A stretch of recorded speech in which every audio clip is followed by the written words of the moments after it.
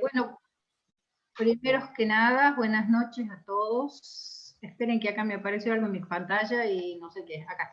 Buenas noches a todos. Bueno, un gusto tenerlos de nuevo en las reuniones programadas entre la Sociedad de Geriatría y Gerontología de Tucumán y el Laboratorio RAFO. Durante el mes de octubre el tema va a ser dolor, básicamente. Hoy vamos a ver evaluación del dolor en el paciente adulto mayor y el miércoles 23, así es. Creo que es la próxima. Sí, es el miércoles que viene el otro. Al otro, no recuerdo si es 23 exactamente, pero ese miércoles vamos a tener la segunda charla, que es la parte de tratamiento del dolor en pacientes adultos mayores. Bueno, quiero agradecer, por supuesto, al doctor Maximiliano Müller, que ha colaborado en querer darnos esta charla, en enseñarnos un poco todo lo que él sabe. Ahí tienen ustedes el currículum del doctor. Él es especialista en dolor, así que, bueno, en realidad es especialista en medicina interna, tratamiento del dolor y cuidados paliativos. Así que, bueno, los dejamos con él para que nos enseñe todo lo que él sabe, ¿sí? Muchísimas gracias. Bueno, empecemos. Primero agradecerle a la Sociedad de Geriatría y Gerontología de Tucumán, bueno, a Mariela y bueno, a todo el auditorio y por supuesto al sponsor que hace posible también que estas capacitaciones estén al orden del día. Así que bueno, agradecerles a todos y los presentes por ahí también. Obviamente sin el auditorio solamente daríamos una clase a la nada, así que de agradecerles a todos los que están presentes y están tomando parte de esta capacitación de octubre, que, bueno, me toca a mí como disertante. Soy Maximiliano Müller, como dijo Mariela, soy especialista en medicina interna, soy especialista en dolor y en cuidados paliativos, soy jefe de la unidad de dolor del Hospital Padilla, estoy a cargo de la coordinación a nivel provincial de lo que es el programa de dolor y cuidados paliativos del CIPROSA. También estoy de referente a nivel nacional, que es el Instituto Nacional del Cáncer en relación acá a las patologías del dolor y cuidados paliativos, y soy el actual presidente de la Asociación Tucumana para el Estudio y Tratamiento del Dolor. Así que bueno, esta presentación y empezamos. Bien, yo me planteo como objetivo de una charla, ¿no? Siempre tratar de transmitirle qué es lo que yo quiero como especialista en un tema que es realmente prevalente. Ahora vamos a ver los números. Tratar de que ustedes puedan entender o comprender lo que es una entrevista de dolor, cómo lo hacemos nosotros los especialistas, y de esa entrevista que yo les cuento, que es básicamente lo que hago, tratar de que ustedes saquen algunas herramientas, ¿no?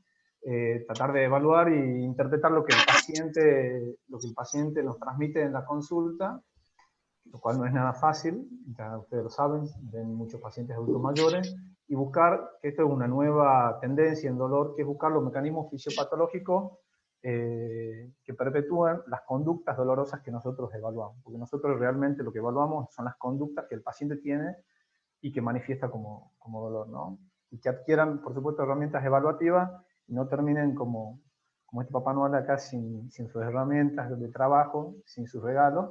Así que quiero que se vayan con la bolsa llena de herramientas para que puedan evaluar los pacientes con adultos mayores con dolor, ¿no? Bueno, así que largamos. Es medio larguito. Si quieren hacer algunas preguntas, por ahí lo pueden hacer en el chat y me la van transmitiendo, o si no, al final tenemos un espacio.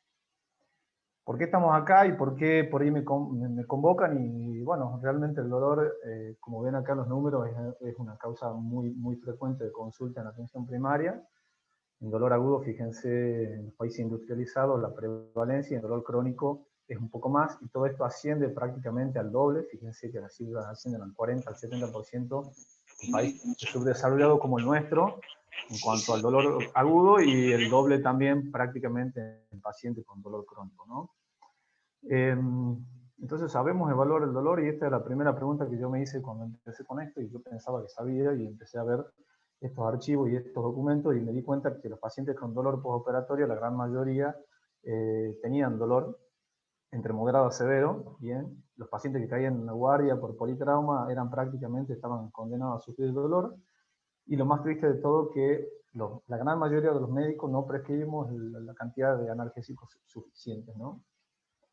Pero la problemática empeora aún más en dolor crónico, que es un poco más de lo que vamos a hablar ahora. Si bien voy a hablar algunas cositas de dolor agudo, creo que el dolor crónico y el adulto mayor es algo que casi van de la mano. También vean la cantidad la prevalencia, ¿no? El 40% de los adultos en América Latina sufre de dolor crónico en algún momento dado, y esas cifras aumentan mucho más. Es decir, que casi la mitad de los pacientes mayores de 65 años que nosotros vemos, o sea que prácticamente todos los pacientes, o sea, la mitad de los pacientes que ustedes ven, la problemática del dolor crónico está muy presente.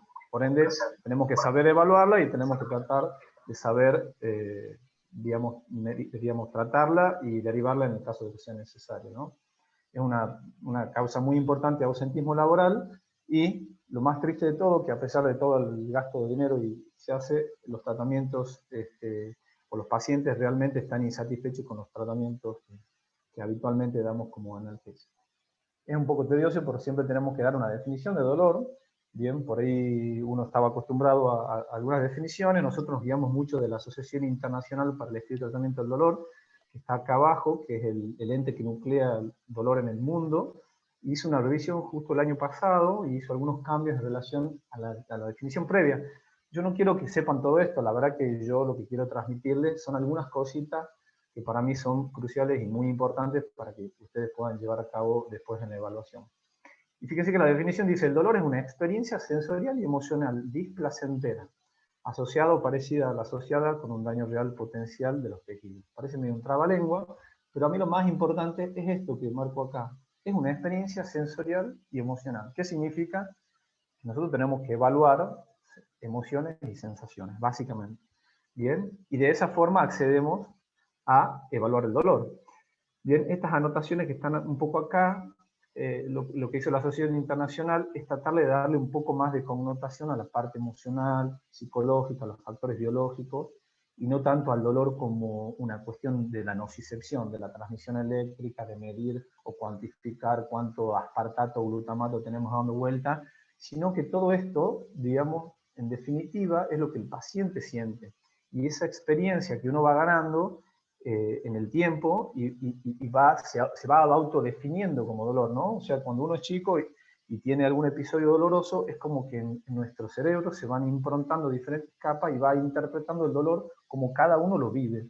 Y eso hace que sea algo que es intransferible, o sea, el que está a la par mía no va a sentir lo mismo que yo ante la misma situación. Y eso es muy importante, y eso es lo que yo quiero transmitirle para que lo tengan en cuenta, porque eso va directamente a romper con mitos y barreras, ¿no? Que es: al otro no le duele, porque yo creo que eso no le duele, y eso no tiene mucho que ver con lo que estamos hablando acá. Por eso, y es tan importante, y la Asociación Internacional para el Estudio y Tratamiento del Dolor en el año 2019 dijo: este año va a ser nuestro año de la lucha contra el dolor en los pacientes vulnerables. Y definió quiénes eran los pacientes vulnerables en el año 2019 y dijo: los pacientes vulnerables son las personas mayores, bien, incluido el dolor por demencia, los bebés y los niños pequeños, los individuos con impedimentos cognitivos, bien, no relacionados con demencia o trastornos psiquiátricos, y el dolor en sobrevivientes de la tortura. Entonces, fíjense que es muy importante tener presentes estos datos. ¿Cuáles son los primeros errores que nosotros cometemos como evaluadores? Y bueno, si uno se pone, yo por lo menos me acuerdo de cuando no me dedicaba a dolor, y claramente esto refleja lo que habitualmente los médicos creen. No le creen al paciente, no empatizan con lo que tienen, creen que están mintiendo, no valoramos realmente, digamos, o en la consulta no estamos acostumbrados a evaluar el dolor puntualmente. Bien, nos olvidamos de que hay poblaciones especiales, como las que vemos hoy, o sea, los adultos mayores, los niños, los que describía recién. Bien, nos concentramos muchas veces en el alivio del dolor y no en la funcionalidad de lo que el paciente puede volver a realizar.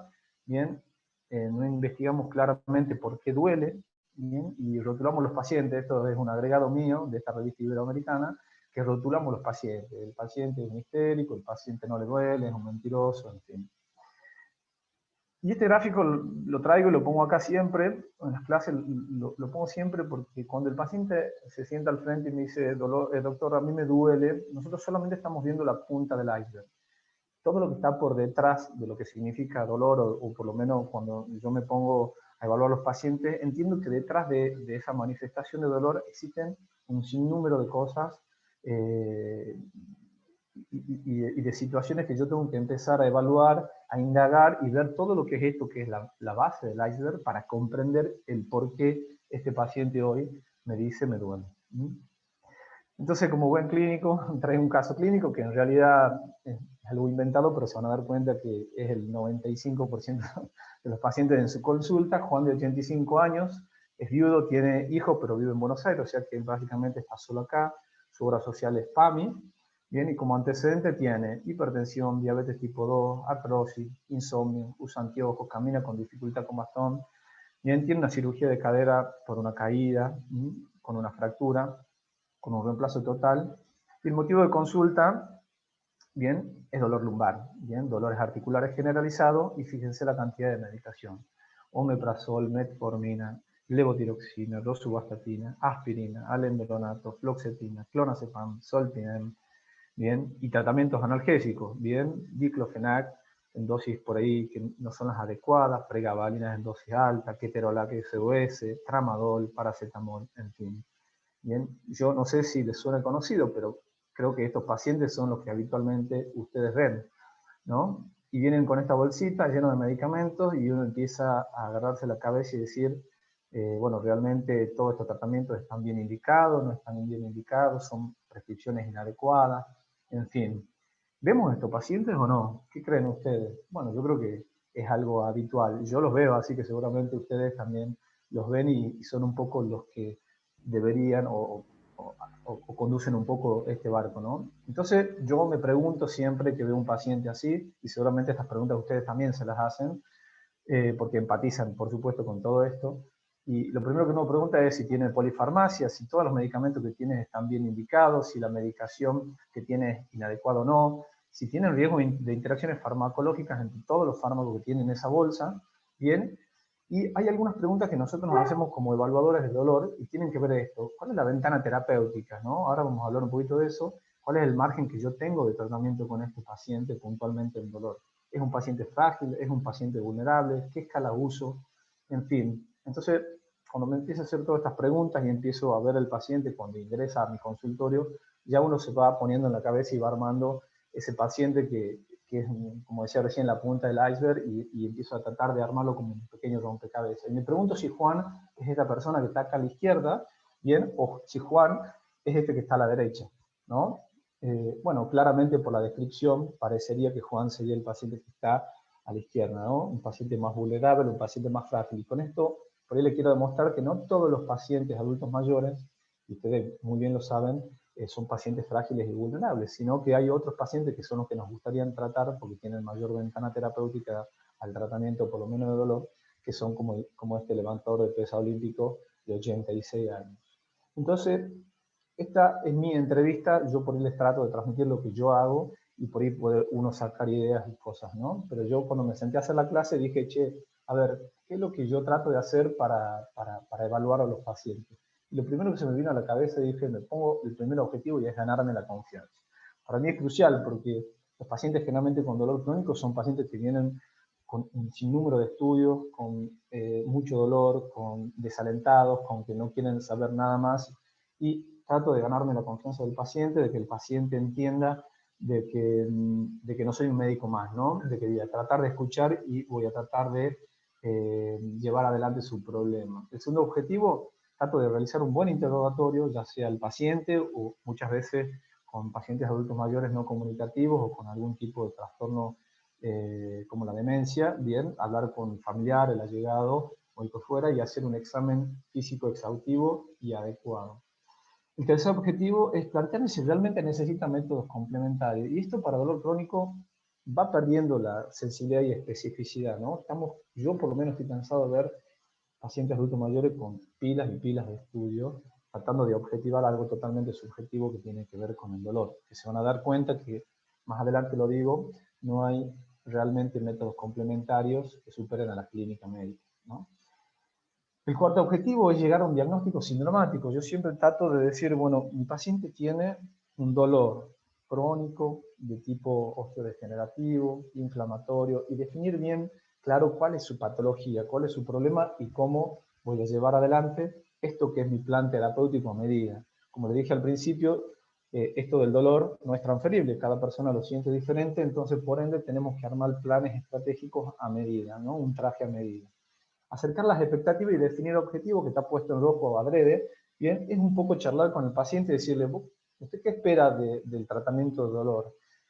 Porque muchos pacientes vienen y me dicen, doctor, yo vengo acá a que me cure, vengo acá a que no sienta más dolor. Y quizás si mis expectativas son muy alejadas a esas por la patología que el paciente tenga, realmente vamos a ir, como digo yo, como en dos veredas diferentes, ¿no? Entonces tengo que tratar de acercar y definir estos objetivos. Y el último objetivo es el seguimiento y lograr una independencia del paciente. ¿Qué significa la independencia? Yo trato siempre en estos tratamientos analgésicos que el paciente, yo le explico, es como que yo le estoy enseñando a manejar. Yo quiero que aprendas a manejar la medicación. El dolor es algo totalmente variable, ¿bien? Entonces yo necesito que vaya adaptando el tratamiento farmacológico de acuerdo a cada ocasión. Y para eso yo tengo que enseñarle al paciente. No puede estar todo el tiempo viniendo a la consulta para que yo le diga subir o bajar. Yo trato de enseñarle y de lograr la independencia. Entonces, ganarse la confianza para mí es lo más importante. Los pacientes vienen desalentados, con múltiples fracasos terapéuticos, los mitos de dolor son bastante frecuentes, cuestionan siempre el actuar de otros colegas, pilas de estudio. Entonces yo por lo menos lo que hago es tratar de transmitirle confianza, de decirle que no, no todo está perdido, que hay que tratar de valorar cuáles son los objetivos de él, en fin. Y algo muy importante para mí es esto, es el cambio de paradigma, porque los pacientes muchas veces van a buscar diagnósticos, y el diagnóstico es el dolor crónico. Y eso es algo muy, muy importante que lo tengan en cuenta, ¿no? El dolor crónico es un diagnóstico, de hecho está codificado por el CIE-10, dolor crónico intratable, ¿no? Así que bien, un poco esto de la ventana terapéutica, lo que decías recién, es un concepto que, bueno, lo usamos en dolor, y es qué margen tengo yo con mi paciente, qué margen tengo yo con Juan.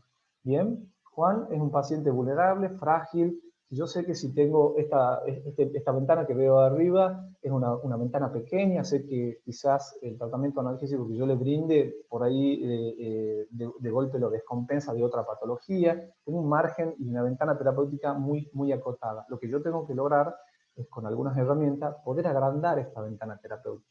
¿Puedo cambiarle de la edad a Juan? No puedo. ¿Puedo cambiarle las comorbilidades? No puedo. Pero sí puedo dar medicina, digamos, no solamente farmacológica, sino otro tipo de terapias complementarias que puedan mejorar esa ventana terapéutica y así permitirle acceder a otros tipos de tratamientos farmacológicos y no farmacológicos para que Juan tenga una mejor calidad de vida.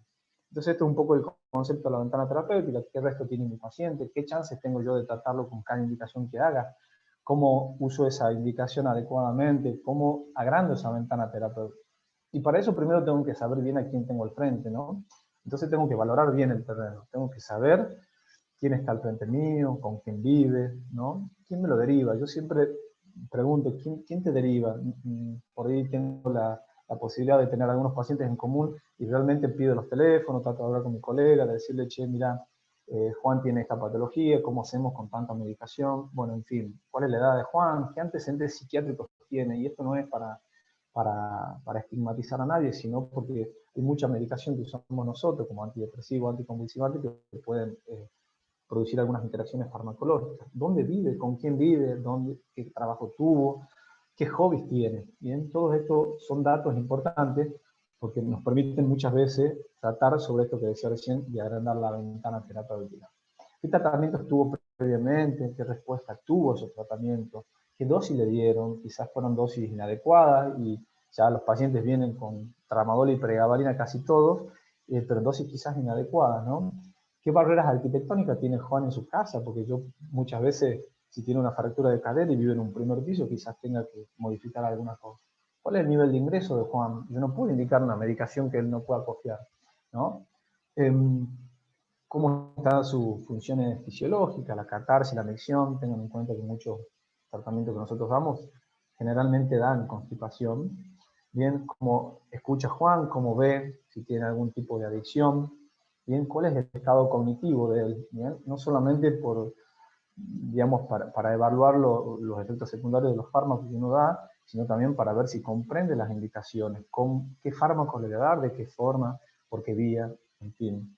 Estos que son síndromes asociados como el sueño, la depresión, la ansiedad, qué actividades de la vida diaria interfieren con el dolor, qué dejó de hacer Juan por el dolor, ¿no?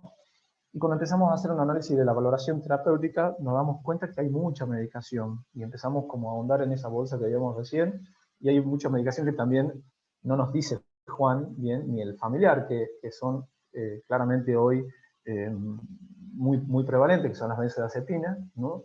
Y el cannabis, como algo que ya prácticamente en todas las consultas, por lo menos en mi caso, están presentes, ¿no?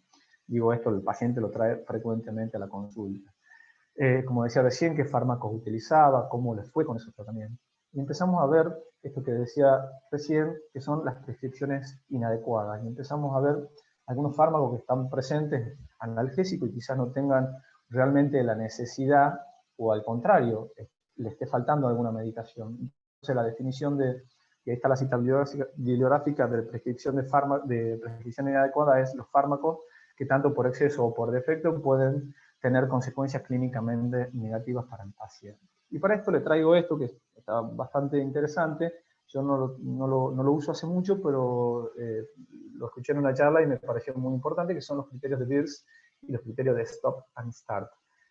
Son criterios que lo que hacen es básicamente determinar de medicaciones inadecuadas en los pacientes, ¿no? Quizás no solamente de dolor, estos son pacientes que tienen otras comorbilidades, y estos criterios están puestos en guías muy prácticas, como los criterios de Beers, que es en el 2015, que son tipo unas guías de bolsillo, donde nos dan algunos parámetros para suspender los medicamentos, ¿no? Aquí les traigo básicamente los medicamentos analgésicos, bien, y bueno, estos que son los criterios de Stop and Start, lo interesante es que son más sensibles que los anteriores, que los criterios de Beers, y no solamente indican el inicio, o sea, qué medicamentos podría faltarle a ese paciente, sino también qué medicamentos habría que retirarle a ese paciente.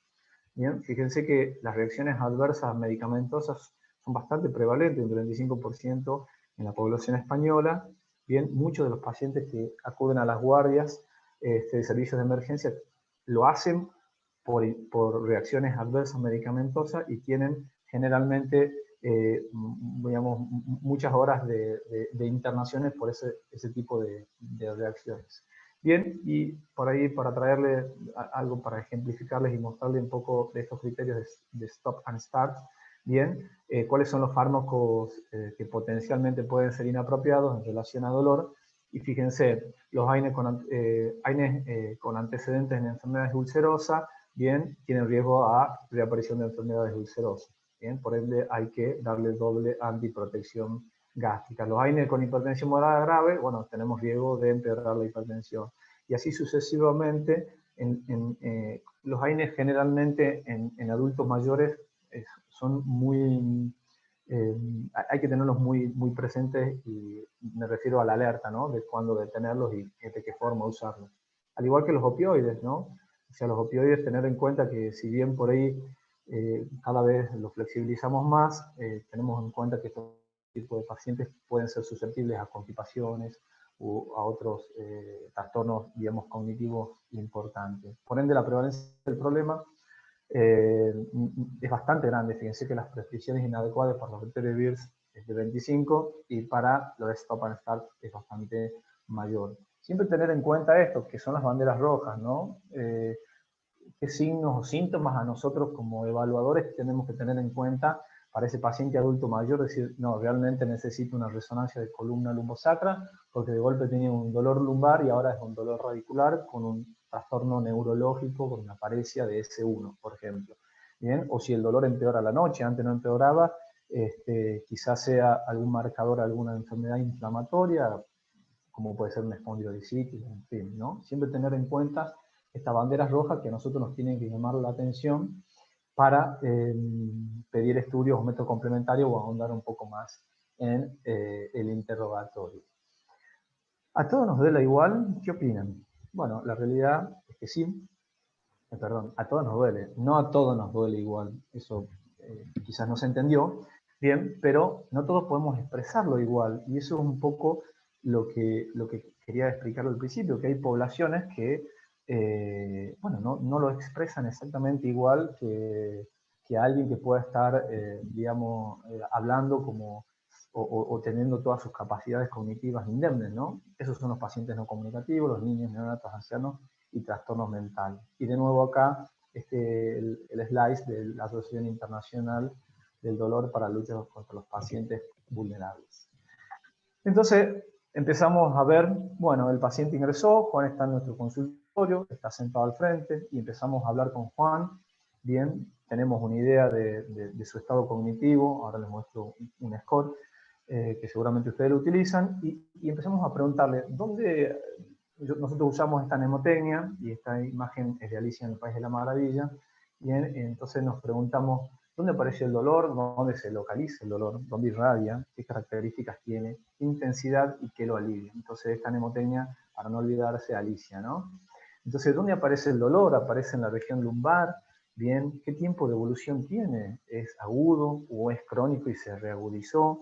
Bien, es profundo, es mal localizado. Generalmente el dolor nosotros lo dividimos en nociceptivo, de tipo visceral o de tipo somático, ¿bien? O de tipo neuropático, ¿no? Ese dolor se localiza en un territorio marcado de una metámera de L5 o S1, ¿bien? Se irradia con esa característica. Bien, el dolor tiene alguna característica de tipo quemante, ardiente, entonces uno va pensando en la cabeza y se va asociando el dolor lumbar a una metámera. Bueno, probablemente tenga una discopatía, una hernia de disco, o no, ese dolor es lumbar y se exacerba en una maniobra de extensión, entonces pensar quizás en una artrosis facetaria.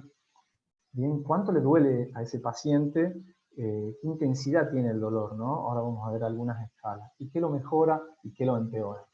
Tener presente que hay descriptores que son verbales y el paciente nos dice, me pincha, me arde, me quema, me hinca, bien, es como un picahielo que tengo una sensación de frío dolorosa, bien, tengo los pies como si los tuviera hinchado, pero uno los ve y no los tiene hinchados. Bueno, son todas manifestaciones de dolor neuropático. ¿Cómo medimos el dolor? ¿Hay realmente algún estudio, algún laboratorio, alguna imagen, algo que me haga pensar en cuánto le duele al paciente? Y la verdad es que no. Todo lo que nosotros le preguntamos al paciente es lo que realmente, digamos, ese es su dolor, ¿no? El dolor es lo que el paciente nos dice, no lo que nosotros creemos que tiene. Por ende, tenemos algunas herramientas que se las transmito acá, que son las escalas, que ustedes ya están interesadas con algunas escalas, sobre todo para ver funcionalidad, fragilidad, en fin, que son herramientas que nosotros tenemos desde el punto de vista numérico, verbales, visuales, para valorar algo subjetivo, algo objetivo, perdón, en algo, perdón, objetivar algo subjetivo, ¿no? Darle un valor, un número que a mí me permita medirlo, evaluarlo, controlarlo. Por supuesto que el paciente tiene que comprender qué método yo estoy aplicando, debe entender o tener por lo menos, no tener trastornos cognitivos para que el paciente comprenda bien y que la respuesta que él me dé yo lo pueda volcar en esas escalas. El lenguaje debe ser adecuado, bien, pero las escalas, yo la verdad que si bien utilizo algunas escalas, tengan en cuenta que siempre son más por fines académicos, ¿no? Entonces hay varios tipos de escalas unidireccionales, solamente miden la intensidad, ¿bien? Hay otras escalas que son duales o multidimensionales, donde no solamente miden la intensidad, sino otras sensaciones de disconfort asociadas, ¿bien? Y las escalas multidimensionales que ya valoran otros grados de connotaciones, no solamente la intensidad, sino digamos, no sensoriales, como la experiencia dolorosa, incluye la cualidad, los aspectos emocionales, que no la voy a mencionar porque son bastante novedosos. Yo le traigo estas escalas acá, que son las que por ahí más utilizo yo en mi consultorio y quizás les sirva, como la escala visual numérica, la escala visual analógica, que ahora la vemos, el Mini Mental Test, que yo creo que es algo que ustedes saben aplicarlo mejor que yo, el Non-Pain, bien, en pacientes no comunicativos, y el Pain-ID, que es para pacientes con demencia. Algunas escalas para depresión y ansiedad, que son dos comorbilidades que se asocian muy frecuentemente, la escala de M4, que sirve para detección de dolor neuropático.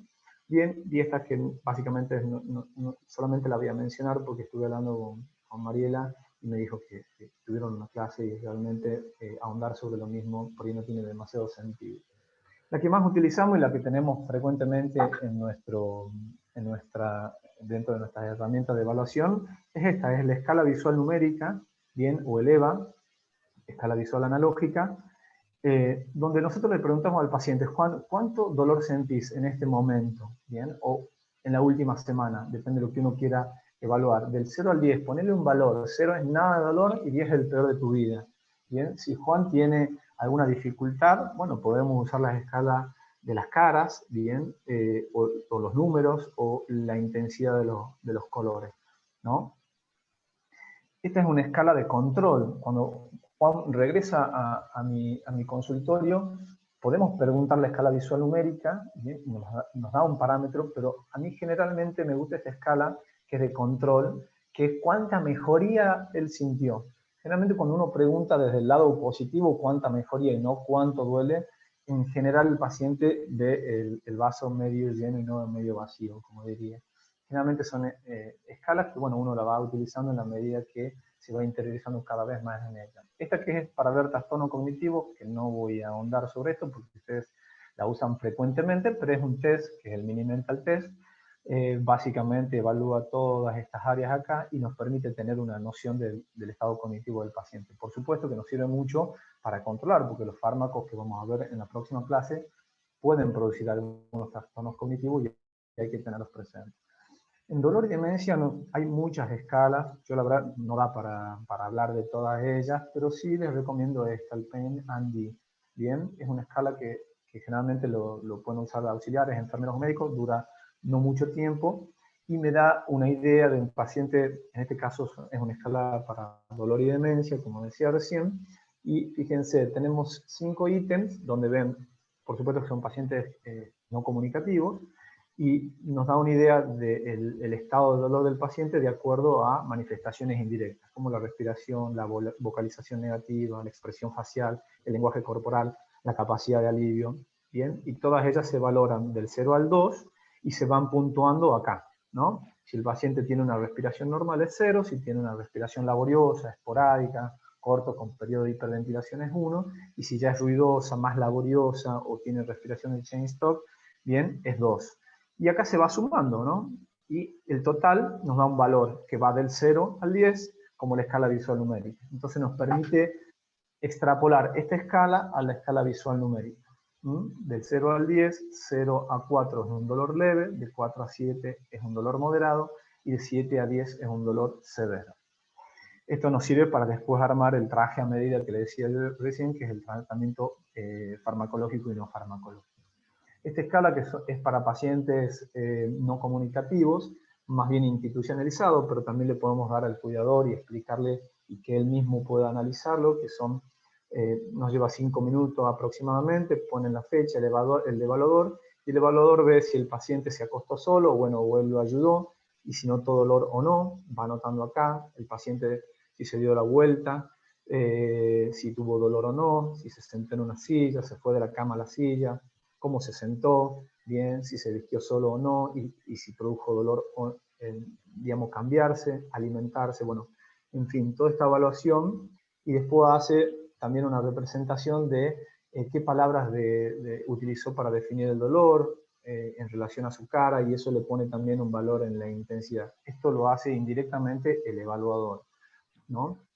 Tenemos el cuestionario, el Brief Pain Inventory, que es el cuestionario breve de dolor, que es algo que yo lo uso bastante, pero tenemos que tener ya como una escala bidireccional sería, necesitamos tener como más un paciente con estado cognitivo un poco más íntegro, porque si bien esto parece bastante engorroso, fíjense que esto es el peor dolor que tuvo en las últimas 24 horas, el menor dolor que tuvo en las 24 horas, el promedio, ¿bien? Y cuál es el dolor en este momento. Y esto, que es algo muy interesante, por eso no es una escala unidireccional, es cuánto el dolor interfería en sus actividades de la vida diaria. ¿Bien? En la actividad general, en el humor, en la capacidad de caminar, y el paciente va marcando cada una de ellas. ¿Bien? ¿Qué es lo que me pasa habitualmente a mí, y seguramente por ahí a ustedes también? Es que el paciente cuando viene a la consulta me dice, doctor, y si yo veo acá arriba, prácticamente ni se movió, bien, me dice, doctor, estoy igual del dolor, pero cuando uno ve, perdón, digamos, esto que son las actividades generales, el paciente mejoró rotundamente. Esto es lo que nosotros queremos generar, que es la mejoría de la función, de la funcionalidad. Generalmente cuando nosotros le mostramos al paciente esta mejoría, dice, no, realmente estoy mejor. No podemos dejar de hablar de estos síndromes asociados que son realmente frecuentes, como es la depresión, la ansiedad y el insomnio.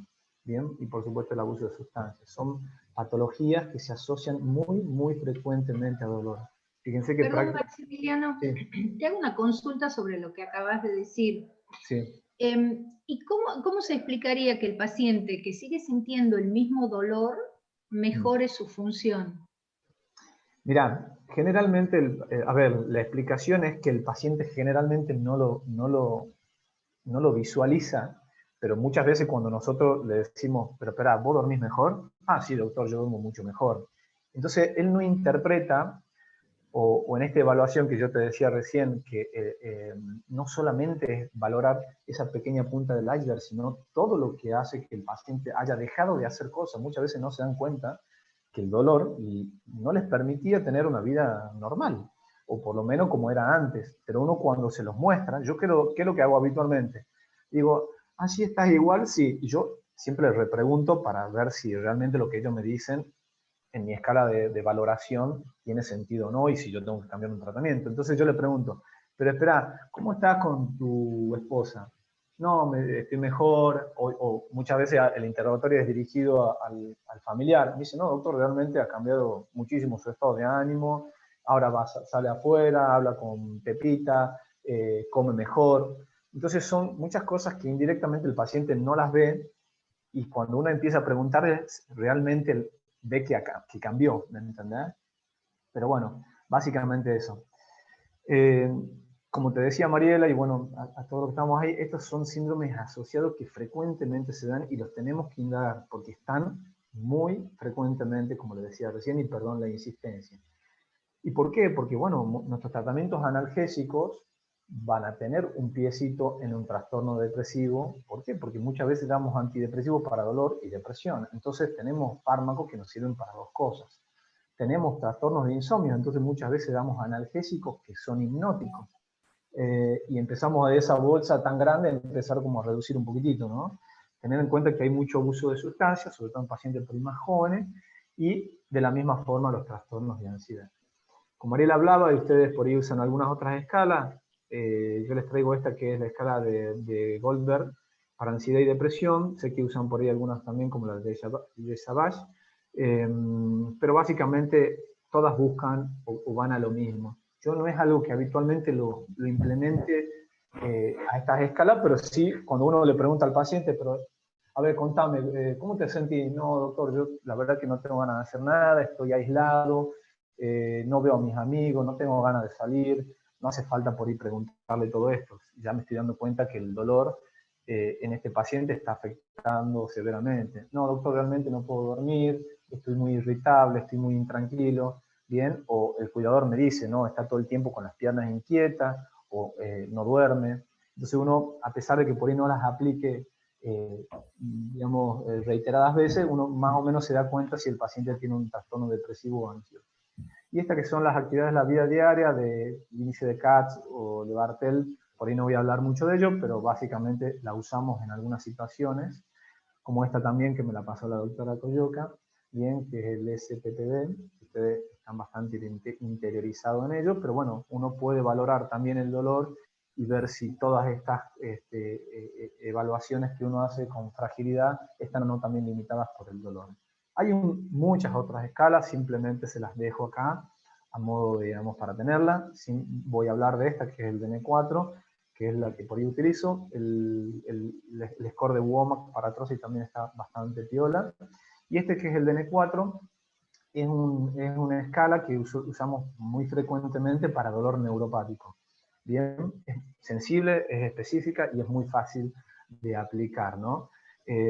Son 7 ítems, fíjense, bien, digamos, son referidos y hay que hacer una exploración, por ende el paciente tiene que tener una capacidad, digamos, cognitiva bastante buena para colaborar, y se puntúa. La puntuación, bien, digamos, con un mínimo de 4/10 o mayor sugiere dolor neuropático. ¿Qué preguntamos? Si el dolor tiene estas características, si quema, si tiene una sensación de frío doloroso, descargas eléctricas, bien, uno va marcando acá. Tiene la zona donde le duele algunos de estos síntomas, hormigueo, pinchazo, entumecimiento, escozor, y en la exploración uno tiene que hacer esto, ¿no? Por lo menos con nuestra herramienta que tengamos en el consultorio, si tiene una hipoestesia al tacto o al pinchazo, y si el dolor provoca o intensificado por el roce, que sería básicamente la DOI.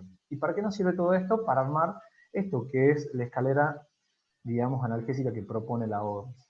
No voy a hablar mucho de esto ahora porque es para la próxima clase, pero esto nos ayuda a definir un poco el tratamiento y el traje a medida, si el paciente tiene un dolor leve, un dolor moderado, un dolor severo, con toda la evaluación que hicimos, no solamente con la intensidad. Eso es interesante porque para mí el paciente puede tener un dolor severísimo de 10, pero realmente tener una depresión muy, muy marcada, y quizás no le dé un opioide fuerte, pero sí un antidepresivo. Entonces uno con la experiencia va valorando esto. Siempre en dolor crónico tratamos de ir de menos a más, bien, porque la valoración del dolor crónico es algo multidimensional.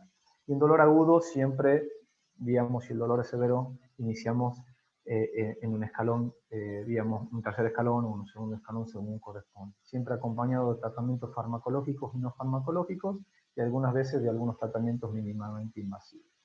Muchas veces también podemos darle esto al paciente y que él mismo, si tiene la capacidad cognitiva, que nos escriba o nos escriba acá cómo siente el dolor, por dónde va, cómo se irradia.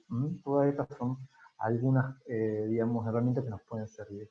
Entonces, cuando empezamos a ver el paciente en el consultorio, tratamos de definir el dolor y decir, bueno, a ver, cómo entra el paciente, la semiología básica que ya todos conocemos, desde la fascia, de cómo ingresa, si es con un andador, si viene alguien acompañándolo, o es este adulto mayor que veía a la derecha, que quizás entra solo, que puede hablar y estar interactuando con nosotros perfectamente, si el paciente tiene alguna alteración fisonómica o alguna alteración mecánica que no le permita caminar, en fin, es mucho de clínica médica que creo que todos los presentes están muy, muy capacitados en ese tema.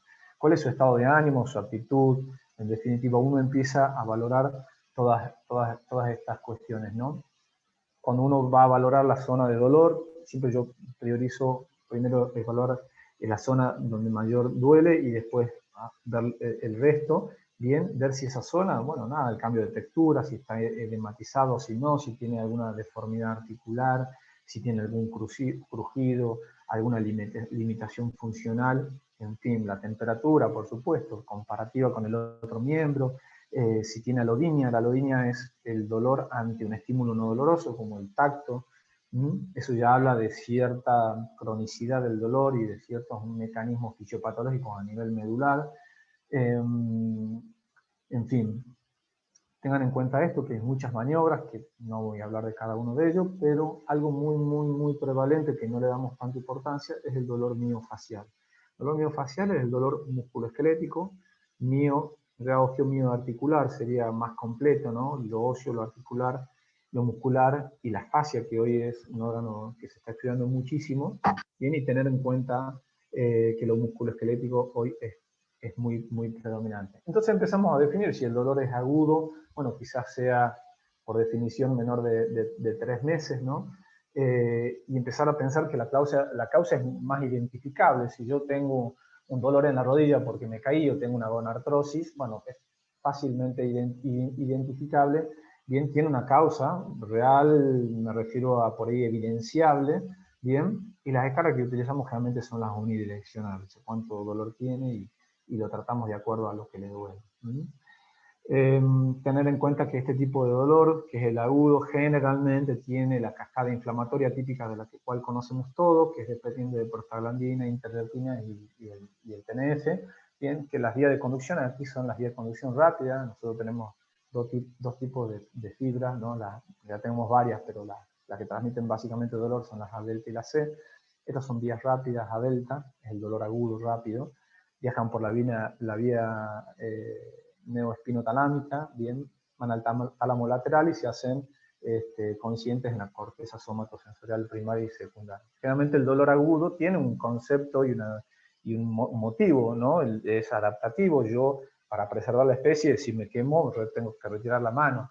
Es protector, es discriminativo, y claramente es identificable. Generalmente tengo edema, digamos, tengo cosas, manifestaciones que yo puedo objetivar, no solamente con examen físico, sino con métodos complementarios donde tienen un poco más de cabida que un dolor crónico. Ahora bien, el dolor crónico, que es por lo cual generalmente vemos los pacientes, acá el dolor ya dura mucho más de 3 meses, ya acá no hay una localización tan clara. Lo que me dolía como una artrosis, ahora ya me duele todo, y de golpe el dolor me da angustia y ya no sé cómo manifestarlo, y empiezan a enredarse cada mes más y se hace una sopa que el paciente ya no sabe si el dolor era acá o era allá, y empezamos a ver que todo esto empieza a afectarles severamente su calidad de vida. Por eso es tan difícil por ahí evaluar a pacientes con dolor crónico, y sugerimos siempre por ahí escalas multidimensionales y evaluaciones en equipo, porque muchas veces los médicos solamente no podemos dar respuestas a eso y necesitamos un colega psicólogo o salud mental que nos dé una mano. Bien, siempre tratar de determinar las causas y usar siempre el sexto sentido, que es la intuición, ¿no? Acá ya, fíjense, la sopa inflamatoria no es tal, se llama sopa neurogénica. O sea, en dolor crónico generalmente no hay mecanismos inflamatorios, y eso es muy interesante porque después, cuando veamos tratamientos farmacológicos, se van a dar cuenta que los antiinflamatorios, el tratamiento de dolor crónico, no tienen mucha cabida. La sopa inflamatoria neurogénica son otros neurotransmisores, el aspartato, el glutamato, la sustancia P, bien, son cosas que nosotros tratamos con otro tipo de medicamentos. Son fibras C, no son las fibras rápidas, son las fibras lentas, viajan por el eje espinotalámico, van al tálamo mediano, al cíngulo de la ínsula y a la corteza también somatosensorial primaria y secundaria. El dolor crónico es maladaptativo, no tiene una función de protección. A mí el dolor crónico es algo que yo sé que tengo una artrosis, pero de nada sirve que me estés avisando que tengo una artrosis. Entonces, generalmente es maladaptativo, el paciente no comprende y empieza a pasar todas estas cuestiones, como le decía recién, de depresión, ansiedad, en fin, ¿no? Poco correlato con la lesión, me duele muchísimo, no doy más, y yo veo una artrosis leve, ¿no? Y por ahí empezar a entender que el dolor ya tiene toda esa base del iceberg que lo mostraba al principio. Es mal localizado, no sé dónde viene. Los métodos complementarios acá no son tan necesarios, porque hay generalmente una discrepancia entre lo que el paciente siente y lo que yo veo en el método complementario. Entonces, ¿qué hacemos los médicos? No, el paciente me está mintiendo, eso no es así, en fin. Y ya estamos terminando, así que no me reten, pero fíjense que ningún método complementario supera la evaluación clínica integral. Eso es lo más importante y es una de las cosas que siempre tratamos de inculcar, ¿no? Y ustedes, yo creo que como buenos semiólogos también, porque permanentemente estamos viendo esto, que no sabe qué busca, no sabe qué encuentra. Eso me acuerdo de una frase de algún docente. No pidamos métodos complementarios innecesarios. Siempre tratamos de hacer asociaciones sindromáticas para darle un diagnóstico al paciente: síndromes dolorosos osteomioarticulares, síndromes postinfecciosos, en fin, vamos haciendo agrupaciones como nos enseñaron en semiología, ¿bien? Y en lo posible dar siempre diagnósticos de certeza, sobre todo en dolor agudo, que es un poco más sencillo, y en dolor crónico hacer agrupaciones sintomáticas, como les decía recién, y explicarle al paciente este cambio de paradigma que tratamos siempre de inculcar, que el dolor crónico es por sí una enfermedad. Resumiendo, siempre hacer evaluaciones y escalas adecuadas para cada paciente, tener diagnóstico sindromático, teniendo en cuenta la variación social, clínica y por todos los lugares donde estuvimos transitando en esta charla. Definir y armar un equipo para cada caso. Quizás un paciente necesita un equipo terapéutico y otro equipo terapéutico. Es un traje a medida, como le decía recién. La elaboración de un plan en equipo, con tratamientos y medidas farmacológicas y no farmacológicas. Controles, redefinir plan si los objetivos no se van cumpliendo. Y siempre, siempre, siempre trabajo en equipo. Así que muchísimas gracias, espero que no se me hayan dormido. Y bueno, creo que dejo compartir la pantalla. Espero que esta carrera haya sido no tan larga. y que se hayan podido llenar de todas sus herramientas de trabajo para hacer evaluaciones, ¿no?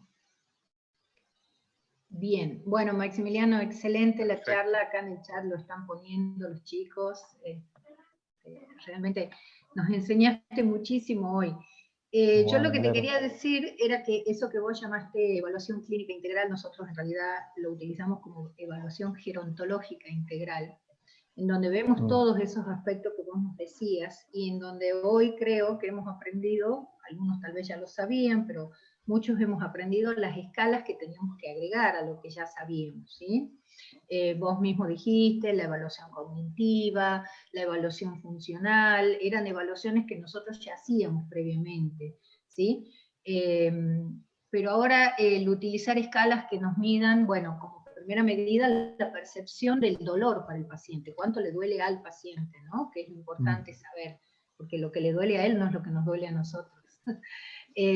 Por supuesto, la parte emocional, que influye muchísimo en el tema del dolor, y bueno, esas escalas que nos diste para los pacientes con demencia, para enseñarles a los enfermeros o a quienes colaboran en el trabajo para evaluar el dolor, y después conocer y evaluar bien qué tipo de dolor es el que el paciente tiene, ¿no? Así ya, que nosotros, realmente...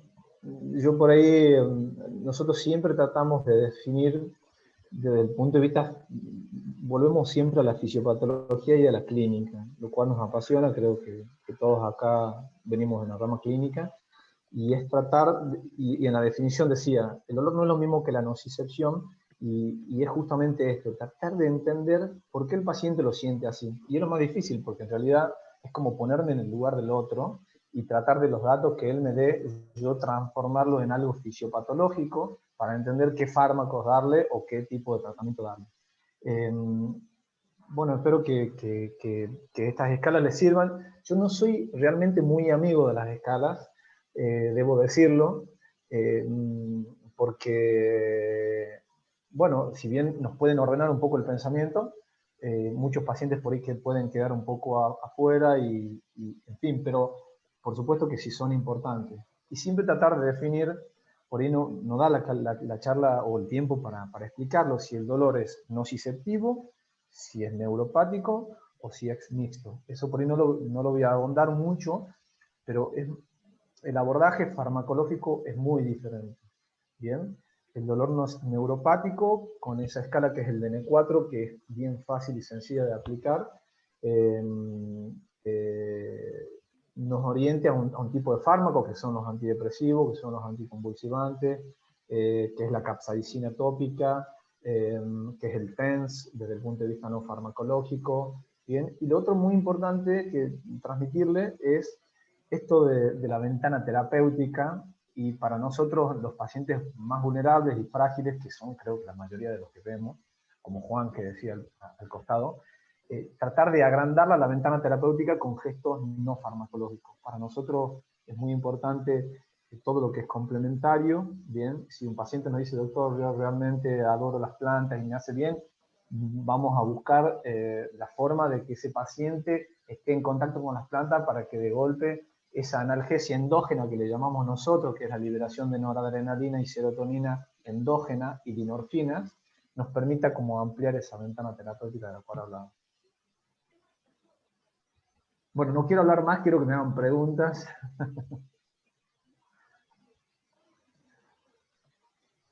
Yo no estoy pudiendo ver bien el chat para las preguntas. A ver, Matías.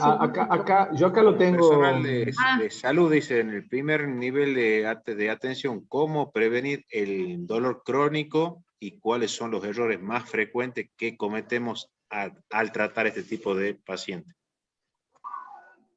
A ver. No sé si la podés visualizar. ¿Está en la pregunta? Sí, está en el chat. Está muy buena la pregunta. Mira, en primer nivel de atención, la prevención, creo, a ver, el tipo de fármacos que tenemos acceso en el primer nivel de atención generalmente es el primer escalón, primer y segundo escalón. Digo, el acceso a la medicina pública, ¿no? Creo que fue así la pregunta, ¿medicina pública? Sí. ¿No? Generalmente... Primer nivel de atención se refieren ellos al consultorio, al paciente de todos los días. Ya sea okay, en la parte pública o en la parte privada, al PAMI, donde estamos. Ambos. Bien, pero habla de la prevención. ¿Me la puedes repetir la pregunta? Sí, lo que te pregunta es cómo, como personal de salud en primer nivel de atención, ¿cómo prevenir el dolor crónico? ¿Cuáles son los errores más frecuentes que cometemos al tratar a un paciente con dolor? Bueno, la parte de tratamiento la vamos a aprender en realidad la próxima clase, ¿no? Bien. Hay una música de fondo linda ahí. Sí, alguien que no tiene apagado el micrófono. El dolor crónico es crónico cuando el agudo pasa a ser crónico, ¿no? Y esto parece un juego de palabras, pero lo que nosotros tenemos que ahondar o tratar de tratar es el dolor agudo. Generalmente, en el caso de patologías osteoarticulares, ser consecuente con la escala visual numérica, o sea, si el paciente tiene un dolor agudo osteoarticular, tratar de ver la escala visual numérica, tratar de armar planes de tratamiento integrales, no solamente antiinflamatorios,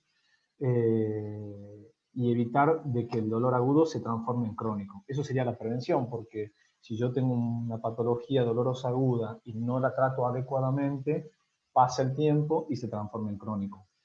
Y cuando el dolor agudo se cronifica a nivel medular y a nivel periférico, a nivel central, no solamente en el asta posterior de la médula, sino a nivel del sistema nervioso central, cuando este dolor agudo se empieza a pasar en esos 3 a 6 meses, empiezan a liberarse sustancias de neurotransmisión, que recién le decía, es esa sopa neurogénica, la cual se va haciendo cada vez más complejo sacarla.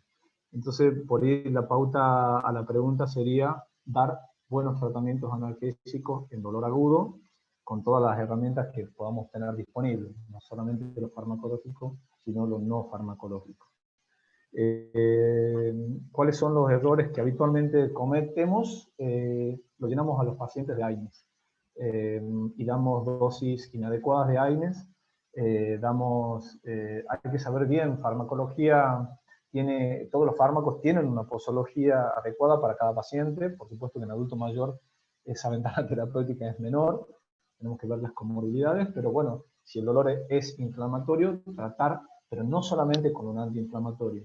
Si el dolor tiene un origen inflamatorio, ver si hay un compromiso muscular, si podemos agregar un relajante muscular, si tenemos algún tipo de manifestación de tipo aloriña y podemos dar o el paciente tiene mucho dolor agudo y aparte tiene un trastorno de ansiedad, quizás poder dar algún otro fármaco como la pregabalina, como para bajar un poco el nivel de ansiedad y hacer tratamientos combinados. No hay una receta, digamos, para cada paciente, pero traten de hacer tratamientos se llama analgesia racional y balanceada, que no lo vi ahora, pero son dar 2 o 3 fármacos, quizás en dosis no tan altas, ¿no? Pero el mayor error es el uso abusivo de antiinflamatorio, quizás. Hola, sí, buenas noches, doctor. Sobre nuevo. ¿Sí? Acá hay una pregunta que dice, ¿es correcto hablar de dolor crónico o dolor persistente? Ya que en el adulto mayor puede ser discriminatorio o implicar un ageísmo. No sé muy bien, si quiere preguntármelo Juan, por vía...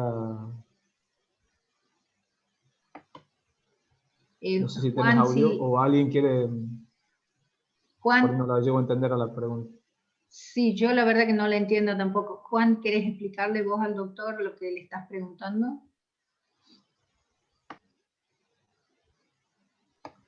Parece que no está Juan. Hizo la pregunta por el chat. Después, si quieren, yo se las respondo o bueno, nos comunicamos.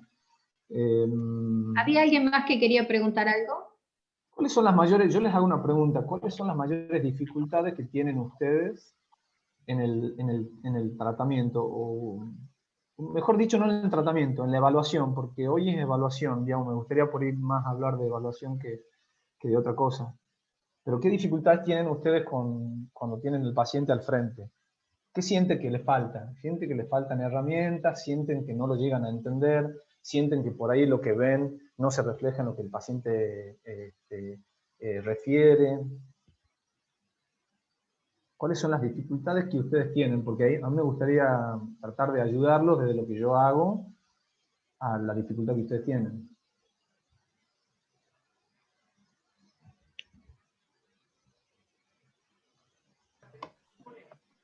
¿Nadie tiene ¿Se me dificultades? escucha? ¿Se me escucha? Sí, Sí, doctor. Bueno, primero pedir disculpas, he entrado tarde, estaba en otra jornada, pido 1000 disculpas.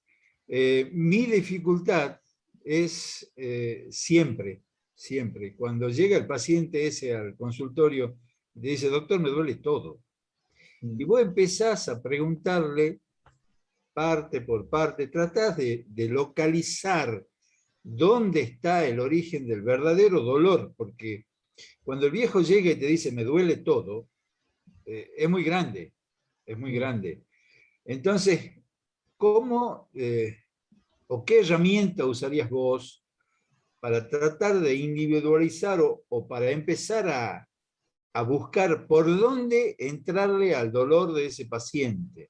¿Se entiende bien, lo que te pregunto? perfectamente. Te puedo tratar de Francisco, ¿no? Sí. De vos, no hay drama. Bueno, generalmente cuando el paciente te transmite eso, es porque está abarrotado. Hay generalmente ese tipo de paciente, salvo que haya tenido un politraumatismo, es el paciente que está literalmente agobiado por el dolor.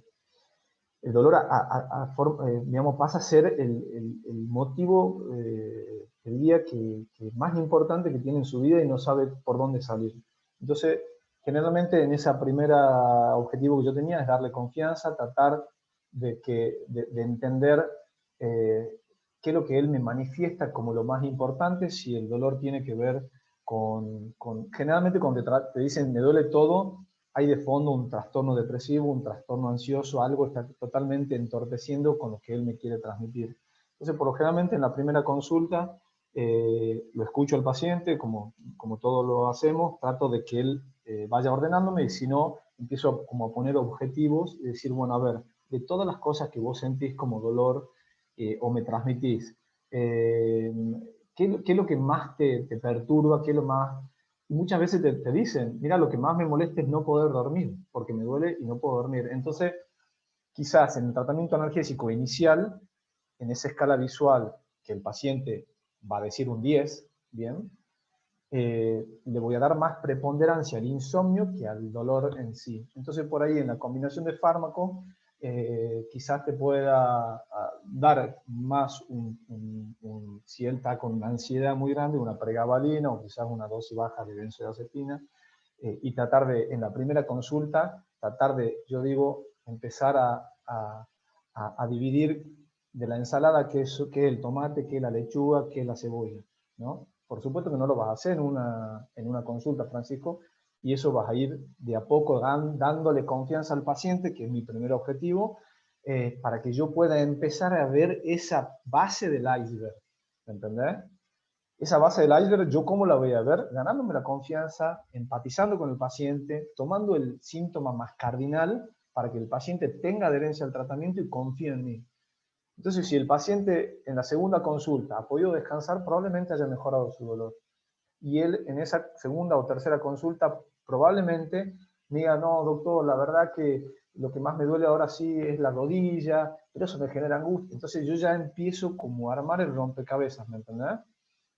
Nosotros, ¿qué es lo que hacemos? Vemos al dolor como algo, digamos, orgánico. Me duele, yo quiero encontrar que, bueno, muchas veces, como te digo, en el dolor crónico es más difícil, hay que valorar el contexto y entender. Yo, como te digo, generalmente tomo el primer síntoma de lo que él me dice que más le perturba. Puede ser dolor, puede ser angustia, puede ser ansiedad, puede ser lo que fuere, y trato de hacer un tratamiento para esa primera consulta y poder acceder a esa base del iceberg. No sé si te la respondí, pero es lo que yo hago, ¿no? Gracias, Maxi. Bien, acá hay otra pregunta que creo que está bastante relacionado con lo que acabas de expresar, ¿no? En donde tenemos que empezar a separar un poco las cosas para poder encontrar la causa. Y lo que pregunta es un problema muy frecuente, es el factor emocional del paciente. ¿Hasta dónde es dolor y hasta dónde una depresión o soledad o problema familiar?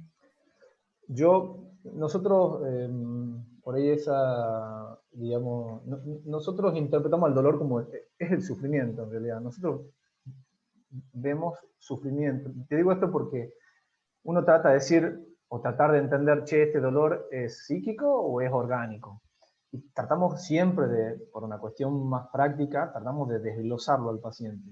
Che, ¿hasta dónde le duele la articulación y hasta dónde él tiene una depresión? En realidad, el dolor es todo lo que él nos manifiesta.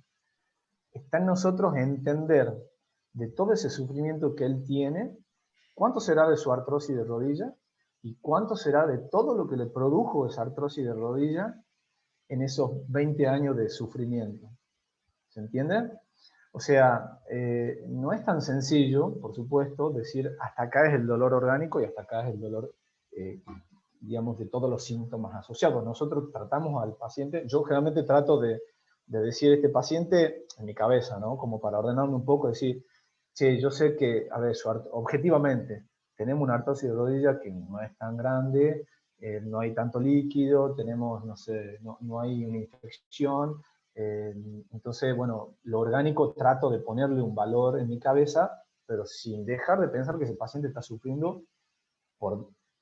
lo que él me transmite es dolor, yo sé que es sufrimiento, que es algo mucho más grande y abarcativo, ¿no? Sobre todo que es en dolor crónico, porque encima el dolor crónico, como les digo, la manifestación del paciente no es acorde a lo que yo veo.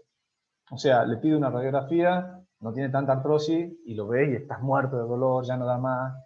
Y bueno, como les digo, generalmente esta evaluación multidimensional, que es compleja, el dolor crónico es muy complejo, por eso tratamos de hacerlo multidimensionalmente, abordamos todas esas áreas, ¿no? Pero no es tan sencillo decir hasta acá es esto y hasta acá es ello. Nosotros hacemos tratamientos integrales. Nos decimos, che, te trato la artrosis de rodilla, el dolor de la rodilla, y el resto, bueno, no sé, relátela con... Lo ideal es armar equipo. Por supuesto que no es sencillo, pero yo, como evaluador, tengo que saber que si yo doy un antiinflamatorio o una pregabalina, me estoy quedando muy corto. ¿Mm? Bien, bueno, creo que podemos dar la charla por finalizada. Estoy segura que todos hemos agregado si tienen más cosas. preguntas, a mí no me molesta, ¿no? Tengo unos no, es que más veo que no han hecho más preguntas por el chat, por eso. Bueno, si alguien quiere agregar algo, lo que quería decirte, Doc, es que, bueno, estoy segura que todos hemos llenado nuestra bolsita del Papá Noel del comienzo, con nuevas escalas y con mucho... desafíos. Mucho conocimiento, hemos aprendido muchísimo de todo lo que nos diste hoy. Y bueno, lo vamos a complementar seguramente con el tratamiento. Dale, sí. Hay una cosita que no me quiero olvidar, que es muchas veces, y me pasa frecuentemente, y si ustedes lo preguntan se van a dar cuenta que pasa, es el paciente cuando llega a la consulta por primera vez, y uno lo escucha, lo tranquiliza, lo entiende, se pone a su lado, trata de ese dolor que el doctor decía como un dolor total y generalizado, empieza como a bajar, y muchas veces solamente con la palabra, se van a dar cuenta, el paciente te dice, doctor, la verdad que me siento mucho más tranquilo, que usted ha podido escucharme, ya no me duele un 10, me duele un 6. Entonces ahí te das cuenta la magnitud y esto que el paciente siente como sufrimiento, ¿no? Así que bueno, desde ya muchísimas gracias, Mariela, a todos los que han estado en la charla, a Carlos por el sponsor y por nuestra compañía siempre, para que sigamos adelante con estas charlas, para transmitirle lo que uno hace, ¿no? Gracias. Bueno, gracias a vos, Maki, al laboratorio, Rafa, a Matías, sobre todo, que siempre nos acompaña, y bueno, a toda la gente que nos está siguiendo en las charlas, y los esperamos en la próxima charla, ¿sí? No falta. Les dejo mi mail, la pregunta que quieran, y si no mi celular, Mariela se lo pasaba al grupo que ustedes tengan, yo no tengo ningún problema. Perfecto, muchísimas gracias. Muchas gracias. Entonces nos estamos viendo, si Dios quiere, el próximo 27, a la misma hora y por el mismo canal. Así A las sería. 9 por el mismo camino. Así es, sería. 27. Igual. Listo. Gracias. Muchas gracias. Buenas Muchas noches gracias, a Doc. todos. Un gusto.